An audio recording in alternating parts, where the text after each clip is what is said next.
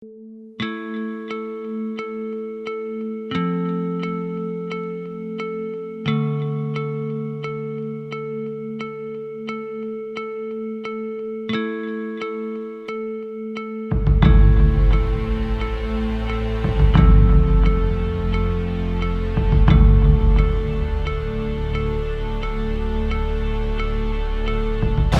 PUI kita nga gin swab test, negative sa dalanan. Mura nga ginastriktuhan natin ng border, follow the protocol, follow the executive order, kung ako man ang ginapasundot ka natin, kaya may mga agencies concerned dito sa ating border.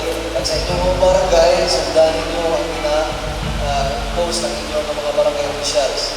So dapat bumigay kita follow the advisory kakatin nga from DOH, importante kita sa dana dyan nakamaan ng pamaagi ng paano kita mag-insane at kung paano natin kontrolon ng mo dyan na virus. Hopefully, may hindi dyan maglawin kay nakita ko katulay, especially kaninyo sa mga drivers natin at sa mga nag-aubran lang o regular na income.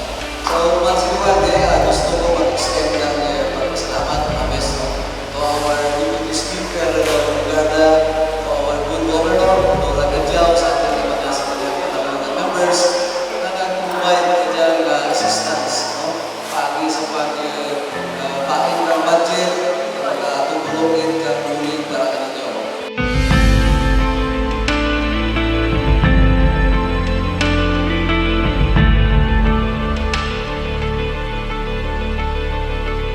Ako gali si Marvic Ilardisican sa Barangay Salvacion, Anian, Tiki.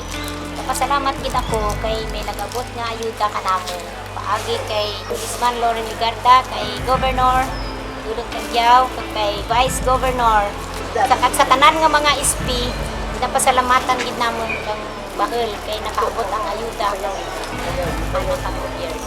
Bahel gid nga bulig ka namon sa pag kuan kang sakit nga diyan nga COVID, may ipa sugpon kami sa amon nga pangabuhi. Duro gid nga salamat.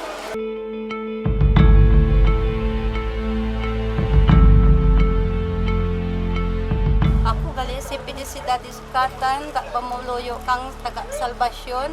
Kapasalamat gali ako kay Governor Kajaw, kay Congresswoman Loren Garda, sa tanan ng matlawo kay sa SP, kag sa tanan ng mga tinawor paidalom. Nagapasalamat kita ko sa grasya nga gintubo naman kanagan kag sa kan mga pamilya. Napasalamatan ko gid kang ay makapuli gid ka naman diyan.